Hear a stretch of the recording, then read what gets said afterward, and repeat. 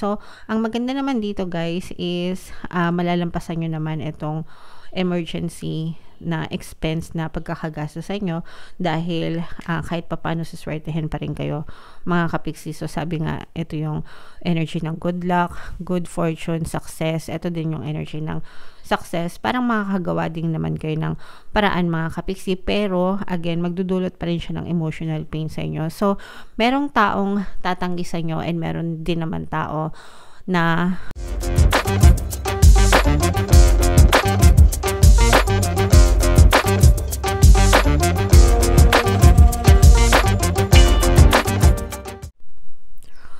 hello guys, hello Aquarius, welcome back to Pinoy Pixie Tarot. Ang pamagatang episode natin for tonight is mid-month kapalaran para ngayong May 16 to 30 para sa Aquarius, Sun, Moon, Rising, Sign, and Venus. General reading lang guys, pwede mag-resonate, pwedeng hindi. Combination ng positive and negative energy. Unahin natin tong deck na to.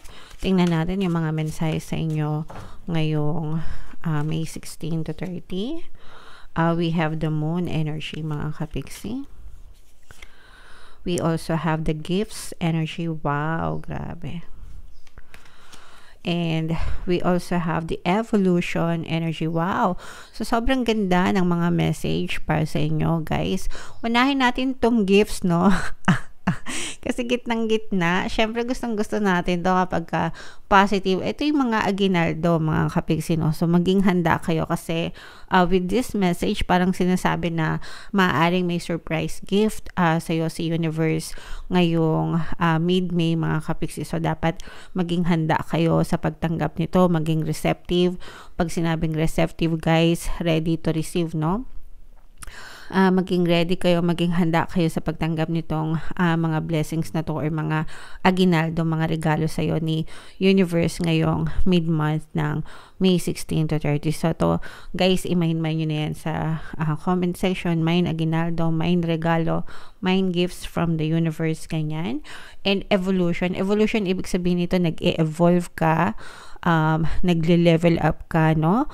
For the better, mga kapiksi, no? Yun yung ibig sabihin ng evolution. You're becoming a better version of yourself. Yung buhay mo nag-e-evolve din, nagbabago for the better, mga kapiksi. So, syempre, pwedeng itong mga aginaldo na to, guys, pwedeng ito rin ay magamit nyo para sa inyong evolution, no?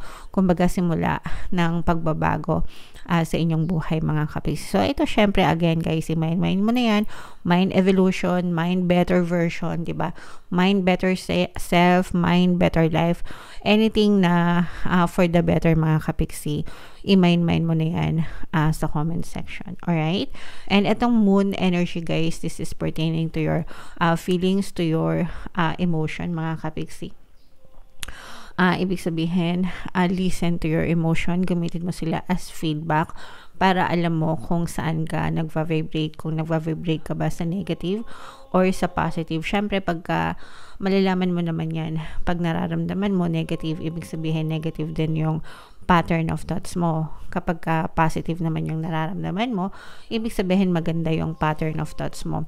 So, bakit importante yon, mga kapiksi? Kasi kung ano yung dominant thoughts mo, yun yung napupush out sa iyong physical reality. So, pag malungkot ka, ibig sabihin malungkot yung iniisip mo, syempre ayaw mong ma-push out yan sa reality mo, di ba? So, gagamitin mo siya as feedback. Oh, malungkot ako. Bakit ako malungkot? Anong iniisip ko ngayon? Okay? And then, you will ask yourself, bakit ko to iniisip? Makakatulong ba to sa akin or makakasama sa akin? Okay?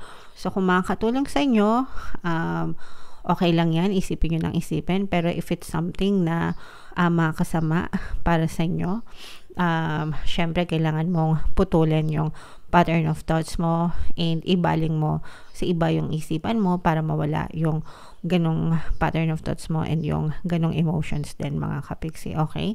So, ganun mo gagamitin ng iyong emotion as feedback para malaman mo where you are right now and kung ano yung pwede mong gawin para para matulungan mo yung sarili mo, okay? Kasi sarili mo lang din naman yung matutulungan mo sa sarili mong reality yan magre-reflect, guys. Okay? Comment down below, guys, if naintindihan nyo. Sana naintindihan nyo, pero ganyan ka-powerful yung inyong emosyon. Kung kayo ay conscious creator, kung aware lang kayo palagi, no, sa mga iniisip nyo, hindi na sana kayo mag-i-spiral pa sa kahirapan, mga kapiksi. Okay? Alright. So, comment down below, guys, if naka-resonate kayo dyan, itong mga gifts and evolution na to, guys, i-mind mo na yan sa comment section para ma-experience mo siya sa inyong physical reality.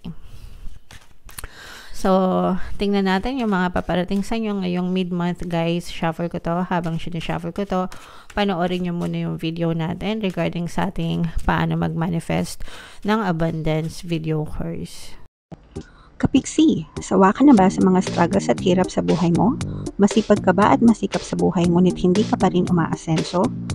Ilang beses ka na bang nag-attempt magnegosyo at mag-invest pero palagi ka pa rin nalulugi? Sa pagkakataon na ito ay maaaring may subconscious beliefs ka na nagiging balakid sa iyong pag-unlad at pagyaman. Introducing, paano mag-manifest ng abundance video course. Dito ay matututunan mong ma-overcome ang mga balakid mo para tuluyan ka ng umunlad, umasenso, sumagana, maging matagumpay, successful at maswerte sa iyong kabuhayan, pera, trabaho, negosyo, salapi at kaperahan ng bonggang-bongga. Dali, mag-send na ng email sa pinoypixitaro@gmail.com at simulan na ang iyong pagyaman ngayon. Alright, so sabay-sabay tayo, guys, magpayaman ngayon 2024, mag-avail na kayo ng course, sobrang ganda niyan, mga kapiksi, and meron din tayong promo ngayong May. Pwede kayo mamili, guys, kung gusto nyo ng 1 free pampaswerte subliminal o kaya naman ay 200 pesos na discount. So sa lahat ng mag-avail yan ng course until May 30, kaya mag-avail na kayo, guys. And meron din tayong email coaching, manifest your desires using the law of attraction. If meron kayo, guys, na specific na gusto nyo i-manifest, pwedeng love and relationship, mga kapiksi, pwedeng money or career, pwede kayo magpabook ng email coaching session with me. Mag-send lang kayo, guys, ng email sa pinoypixitaro@gmail.com. So, eto, guys, Aquarius, kayo ay nirepresent ng Queen of Swords sa ating spread. Meron dito, guys, presence ng Earth signs, Capricorn, Taurus, Virgo, feminine and masculine energy, mga kapiksi. Ito yung negative and positive, mga kapiksi. Pero sa negative, guys, no, mag-ipon kayo kasi maaari kayong meron pagkagastusan and maaari kayong humingi ng tulong pero sa ibang tao, especially financial help, pero baka hindi kayo mapagbigyan, mga kapiksi.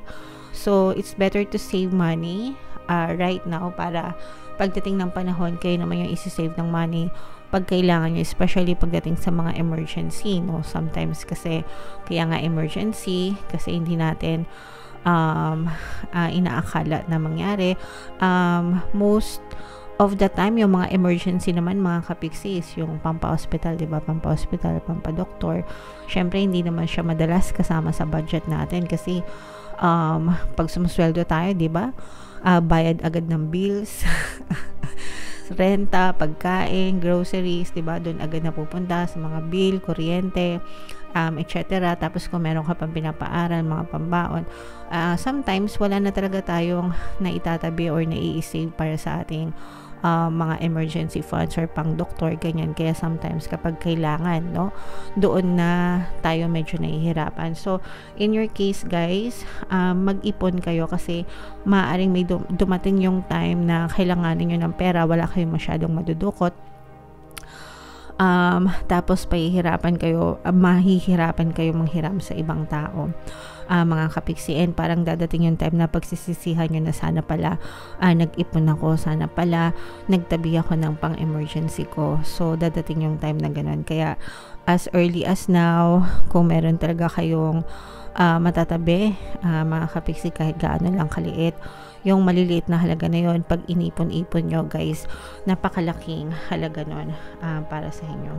Nakikita natin yung pagiging responsible nyo, mga kapiksi, no? At saka yung pasok ng pera sa inyo, guys, magaan naman, no? Kasi nakikita natin na masipag naman kayo, mga kapiksi. Yun nga lang, kapag parang ano lang siya, parang enough yung pasok ng pera sa inyo versus dun sa mga gastusin nyo, guys. Kaya nga sabi, mag-ipon para wala kayong pagsisihan sa bandang dulo, guys. Okay?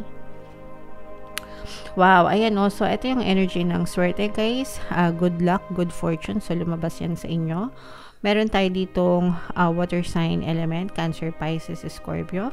For some of you, maaaring meron kayong water element sa inyong natal chart. For some of you, maaaring you may be dealing with a water sign. So, ang maganda naman dito, guys, is malalampasan nyo naman itong emergency na expense na pagkakagastos sa inyo dahil kahit papano suswertehin pa rin kayo, mga kapiksi. So, sabi nga, ito yung energy ng good luck, good fortune, success. Ito din yung energy ng success. Parang makakagawa din naman kayo ng paraan, mga kapiksi. Pero, again, magdudulot pa rin siya ng emotional pain sa inyo. So, merong taong tatanggi sa inyo and meron din naman tao na yung mga tatanggi, guys, feeling ko yun yung mga earth signs na energy, Capricorn, Taurus, Virgo, and yung mga taong tutulong sa inyo, water sign, Cancer, Pisces, Scorpio.